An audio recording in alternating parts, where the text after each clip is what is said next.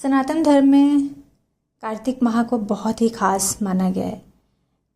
इस साल ये महीना 7 अक्टूबर से शुरू होकर 5 नवंबर तक चलेगा। कार्तिक मास में भगवान विष्णु की आराधना करने से सुख संपदा बनी रहती है।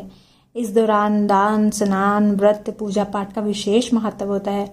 और कार्तिक माह शरद पूर्णिमा से शुरू होकर कार्तिक पूर्णिमा यानी कि देव दीपावली पर खत्म होता है। शास्त्रों के अनुसार कार्तिक स्नान से पूर्व जन्मों के पाप समाप्त हो जाते हैं और अनंत पुण्य मिलता है।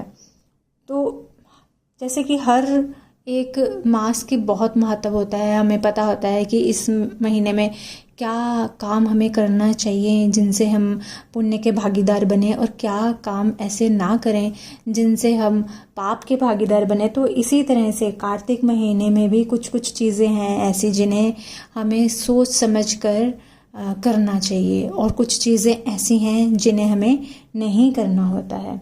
तो आज की वीडियो का विषय इसी के ऊपर ही रहेगा कि कार्तिक माह में हम क्या करें और हमें क्या नहीं करना चाहिए। हरे कृष्णा, राधे राधे। आप सभी का बहुत बहुत धन्यवाद मेरे चैनल पर आने के लिए। आज की वीडियो का विषय आप जान गए हैं। अगर आप मेरे चैनल पर नए हैं तो मेरे चैनल को सब्सक्राइब कर लीजिए और साथ ही बेल आइकन को प्रेस कर दीजिए ताकि हर वीडियो की नोटिफिकेशन आपको मिलती रहे। और अगर वीडियो अच्छी लगे तो कृपया वीडियो को लाइक कीजिएगा, शेयर कीजिएगा और कमेंट में हरे कृष्णा ज़रूर लिखिएगा।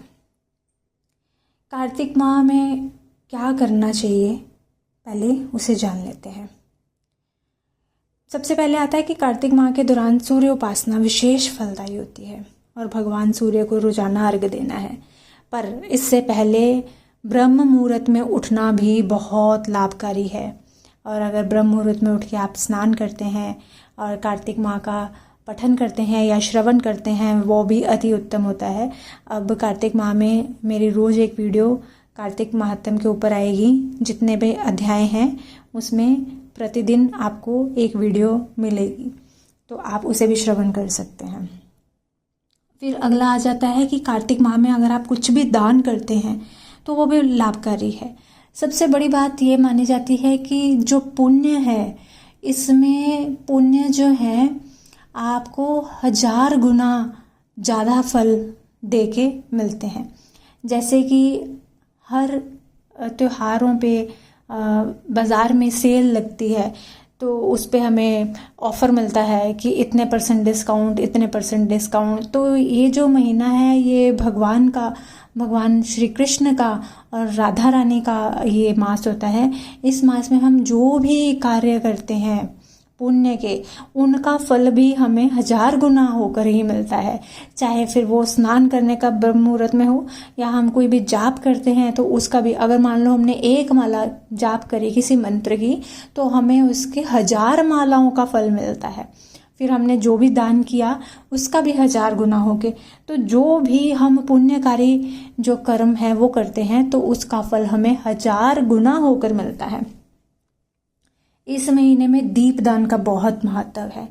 दीपदान आप कर सकते हैं, मंदिरों में कर सकते हैं, कोई नदी सरोवर आपके पास है तो वहाँ कर सकते हैं। कोई जैसे पीपल का पेड़ है और कोई बड़ वृक्ष हो उसके नीचे आप दीपदान कर सकते हैं। तुलसी पर आप दीपदान कर सकते हैं।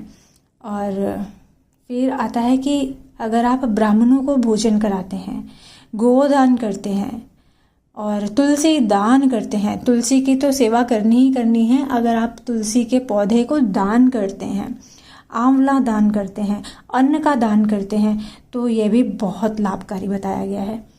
फिर तुलसी जी भगवान विष्णु की अति प्रिय हैं और तुलसी की पूजा करके भगवान विष्णु को बहुत सरलता से प्रसन्न कर सकते हैं। इसीलिए जितने भी श्रद्धालुगण होते हैं वह इस महीने में तुलसी की आराधना विशेष रूप से करते हैं। तुलसी के पौधे का कार्तिक महीने में दान भी किया जाता है जैसे पहले बता चुकी हूँ। और तुलसी के पौधे के पास सुबह शाम दीपक जलाया जाता है। कार्तिक महीने में दान, पूजा पाठ, स्नान का बहुत महत्व है और कार्तिक स्नान इसे ही बोला जाता है, इसको ही कार्तिक स्नान का नाम दिया जाता है। यह स्नान जो सूर्योदय से पूर्व होता है ब्रह्म मुहूर्त में करें तो और भी अच्छा होता है। और पूजा पाठ आप जितना कर सकते हैं उतना करिए। साथ ही अगर आप नदियों में स्नान कर सकते हैं, आपके घर के आसपास नदियां हैं, तो उसका भी खास महत्व होता है। और अगर घर की महिलाएं नदियां में नहीं जा सकती हैं, कहीं आपके घर के आसपास नहीं है, तो आप जैसे कोई भी पवित्र नदी है उसका पानी भी अपने स्नान में थोड़ा सा मिश्रित करके नहा सकते हैं, स्नान कर सकते हैं।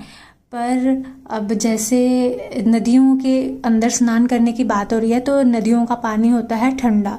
इस माह में जैसे कि अब शरद ऋतु शुरू हो गई है या शुरू होने जा रही है, तो पानी ठंडा होना शुरू हो जाता है। और घरों में अगर हम गीज़र के पानी से स्नान करते हैं तो फिर उसका फल नहीं होता है। तो ये आपको विशेष रूप से ध्यान रखना होगा। अगर आपका शरीर सह सकता है तो आप गीज़र का पानी इस्तेमाल ना कीजिए, जो गर्म पानी होता है उसे इस्तेमाल ना कीजिए। अगर आप नदियों के स्नान का फल लेना चाहते हैं तो घर पर ही रह के जो नॉर्मल पानी होता है उससे स्नान कीजिए। उसमें आप नदी का जल मिश्रित कर सकते हैं, तो आप ऐसा कीजिए। अगर आप वृद्ध हैं, आप ठंडा पानी नहीं आपका शरीर सहन कर सकता है, तो आप इस्तेमाल कर सकते हैं। तो ये तो हो गया है हमें क्या क्या करना है। अब जान लेते हैं कि क्या नहीं करना है। तो कुछ कुछ परहेज बताए गए हैं हमें इस महीने में। वह जान लेते हैं कि किन चीज़ों का हमें पालन करना है, किन चीज़ों का परहेज करना है। तो अगर आप पुरुष हैं तो धूम्रपान से आप दूर रहिए, और प्याज, लहसुन, मांसाहार इसका सेवन भी वर्जित बताया गया है। सात्विक भोजन कीजिए। और अगर शयन की बात करें तो भूमि शयन बताया गया है, पर अगर आप नहीं कर पाते हैं तो कोई बात नहीं है। वैसे जो हमारे शास्त्र हैं वो भूमि शयन के लिए कहते हैं कि बिस्तर पे नहीं सोना होता है, ज़मीन पे आप बिस्तर लगा के तो उस पे सो सकते हैं। आप चारपाई का इस्तेमाल नहीं कर सकते हैं। पर अगर आप ऐसी परिस्थिति में नहीं हैं, और जैसे कई बार ऐसा होता है कि घर में कुछ परिस्थितियां ऐसे होती है कि आप करना चाहते हैं पर बाकी के घर वाले नहीं उसके लिए मानते हैं, तो फिर आप मत कीजिए उस कंडीशन में। और दोपहर को या दिन में सोना भी वर्जित कहा गया है इस महीने में।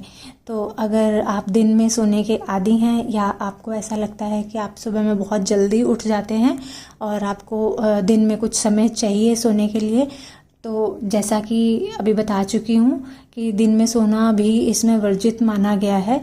तो आप रात में अपना जल्दी से थोड़ा जो भी आपका काम होता है उसे निपटा के और आप सोने की कोशिश कीजिएगा, ताकि आपको दिन के अंदर सोने की ज़रूरत ना पड़े। अगर फिर भी ऐसा लगता है कि आपका शरीर सहन नहीं कर पा रहा है, तो फिर आप उसके हिसाब से आप कर सकते हैं। तो ये कुछ कुछ चीज़ें हैं जिन्हें हमें करना है, और कई चीज़ों का परहेज है जिनसे बचना है। तो ये आपको बता चुकी हूँ। निंदा, चुगली, ये चीज़ें भी नहीं करनी है, क्योंकि अगर पुण्य जो है वो 1000 गुना होके मिल रहा है, तो फिर पाप अगर कुछ कर्म करेंगे तो उनका फल भी ज़्यादा होगा। तो इसीलिए जो भी पाप कर्म है, झूठ मत बोलिए, है ना, किसी की निंदा चुगली मत कीजिए। इन चीज़ों से भी जितना बच सकते हैं उतना बचने की कोशिश कीजिए। ये सारी जानकारी है। अगर आपको ये जानकारी अच्छी लगे तो कृपया वीडियो को लाइक कीजिएगा, शेयर कीजिएगा।